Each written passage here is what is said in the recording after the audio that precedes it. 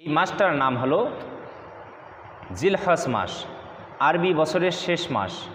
এবং এই মাসের প্রথম 10টা দিন এমন গুরুত্বপূর্ণ, বিশ্ব নবী সাল্লাল্লাহু আলাইহি ওয়াসাল্লাম বলেছেন অন্যান্য দিনের আমলের থেকে সর্বশ্রেষ্ঠ আমল হলো, আল্লাহ তাআলার কাছে সবথেকে বেশি প্রিয় আমল হলো এই জিলহজ মাসের প্রথম 10 দিনের আমল। এবং এই প্রথম 10 দিনে এমন একটি দিন রয়েছে যেটাকে বলা হয় ইয়াউমুল আরাফা, আরাফার দিন। এই আরাফার দিনে এমন একটি আমল রয়েছে যে আমলটা করলে আল্লাহ তাআলা বান্দার জীবনের আগের পরের 2 বছরের জীবনের গুনাহ মাফ করে দেন। সুবহানাল্লাহি ওয়া বিহামদিহি। বিশ্ব নবী সাল্লাল্লাহু আলাইহি ওয়াসাল্লাম বললেন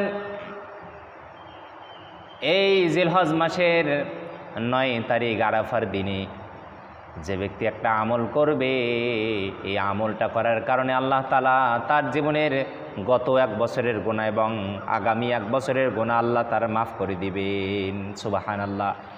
এবং এই জিলহজ মাসের 9 তারিখ আরাফার দিনে আমরা কি কি আমল করব, কোন কোন দোয়া পড়ব?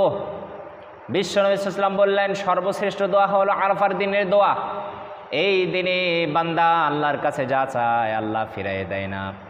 রব্বুল আলামিন বান্দার মনে নেক আশাগুলোকে আল্লাহ তাআলা কবুল করে নেন। সুবহানাল্লাহ। বান্দা যাই চায় আল্লাহ তাই দিয়া দেয়। বিশ্ব নবী সাল্লাল্লাহু আলাইহি ওয়াসাল্লাম আরাফার দিনে তিনি কি কি আমল করতেন আমরা সে সম্পর্কে জানবো। এই আমলগুলো আমরা করার চেষ্টা করব। তাহলে আরাফার দিনের বরকত, আরাফার দিনের সব, আরাফার দিনের ফজিলত আমাদেরকে দান করে দিবেন কে? আমার ভাইগণ, বন্ধুগণ, আমার এই আরাফার দিনের এমন ফজিলত হযরত জাবির ইবনে আব্দুল্লাহ রাদিয়াল্লাহু তাআলা আনহু বললেন, বিশ্ব নবী সাল্লাল্লাহু আলাইহি ওয়াসাল্লাম বললেন আরাফার দিবসের মতো উত্তম দিন আর কোনো দিন নেই। এই আরাফার দিনটা হলো সর্বশ্রেষ্ঠ দিন। এই দিবসে, এই দিনে আল্লাহ তাআলা পৃথিবীবাসীদেরকে নিয়ে গর্ব করে বলেন, দেখো আমার বান্দারা আমার রহমতের আশায় আমার শাস্তি থেকে বাঁচার জন্য পৃথিবীর বিভিন্ন জায়গা থেকে তারা এলোমেলোভাবে বিক্ষিপ্ত চুলগুলো, তাদের বিক্ষিপ্ত অবস্থা, এলোমেলো অবস্থা, পৃথিবীর বিভিন্ন জায়গা থেকে তারা ছুটে এসেছে। এবং ও ফেরেশতারা তোমরা সাক্ষী থাকো, আমি আল্লাহ তারা যে আমার রহমতের আশায় শাস্তির ভয়ে আমার জন্য ছুটে এসেছে, ফেরেশতারা সাক্ষী থাকো আমি আল্লাহ তাদের জীবনের সমস্ত গুনাহগুলোকে আমি মাফ করে দিলাম। সুবহানাল্লাহ। এবং হযরত জাবির ইবনে আব্দুল্লাহ রাদিয়াল্লাহু তাআলা আনহু বললেন এই দিনে আল্লাহ তাআলা এত পরিমাণ মানুষকে জাহান্নামের আগুন থেকে মুক্তি দিয়ে দেয়, বেহিসাব অসংখ্য অগণিত মানুষকে আল্লাহ তাআলা জাহান্নামের আগুন থেকে এই দিন মুক্ত করে দেন। আল্লাহু আকবার। শুধু এটাই নয়, হযরত রাফি রাদিয়াল্লাহু তাআলা আনহু ইবনে ওমর রাদিয়াল্লাহু তাআলা আনহু থেকে হাদিসটি বর্ণনা করেন।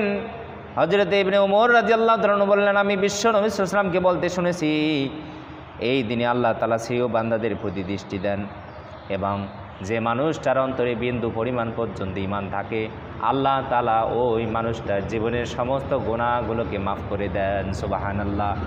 হযরত রাফি রাদিয়াল্লাহু তাআলা আনহু বললেন আমি হযরত ওমর রাদিয়াল্লাহু তাআলা আনহুকে জিজ্ঞাসা করলাম, ও ইবনে ওমর, এদিকে যারা হজ করতে আসে শুধু এটা কি তাদের জন্য, নাকি যারা হজ করতে আসে না এটা সাধারণ মানুষ এবং হাজিদের জন্য, সকলের জন্য এটা প্রযোজ্য?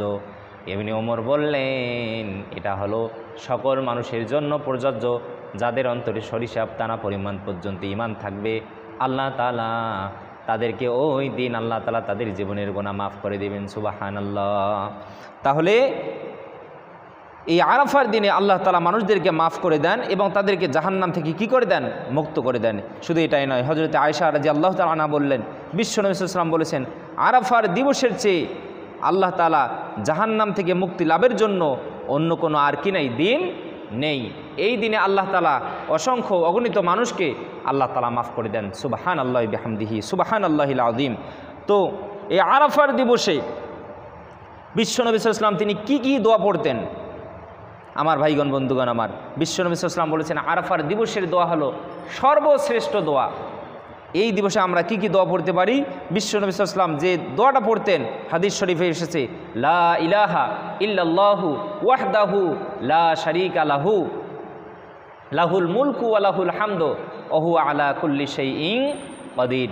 বিশ্ব নবী সাল্লাল্লাহু আলাইহি ওয়াসাল্লাম আরাফার দিনে 9 জিলহজ আরাফার দিনে তিনি এই দোয়াটা বেশি বেশি করে পড়তেন, লা ইলাহা ইল্লাল্লাহু ওয়াহদাহু লা শারীকা লাহু লাহুল মুলকু ওয়া লাহুল হামদু ওয়া হুয়া আলা কুল্লি শাইইন কদির। এটার অর্থ হলো লা ইলাহা ইল্লাল্লাহ, আপনি ছাড়া কোনো ইলা নাই, ওয়াহদাহু লা শারীকা লা, আপনি একক, আপনার কোনো শরীক নাই, লাহুল মুলকু ওয়া লাহুল হামদু, আপনার জন্য সমগ্র রাজত্ব, আপনার জন্য সমস্ত প্রশংসা, ওহু আলা কুল্লি শাইইন কদির, আর আপনি হলেন সকল বিষয়ে ক্ষমতাধর। জোরে বলেন আল্লাহু আকবার।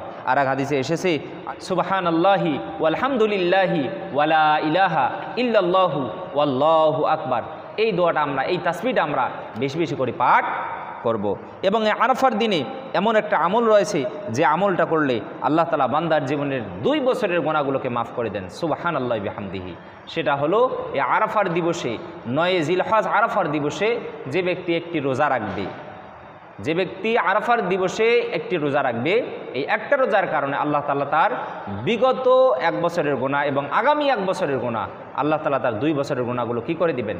মাফ করে দিবেন।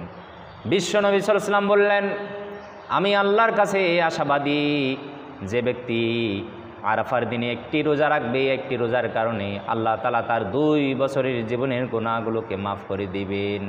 একটি হলো তার বিগত জীবনের গুনাহ, 1 বছরের গুনাহ, আর একটি হলো আগামী 1 বছরের গুনাহ, 2 বছরের জীবনের গুনাহগুলো তার মাফ করে দিবেন কে? এই জন্য আরাফার দিনে, 9 জিলহজ আরাফার দিনে আমরা কমপক্ষে এই রোজাটা রাখার আমরা চেষ্টা করব ইনশাআল্লাহ। আল্লাহ পাক রব্বুল আলামিন আমাদের সবাইকে প্রত্যেকটা কথা বোঝার তৌফিক যেন দান করে, বলি আমিন।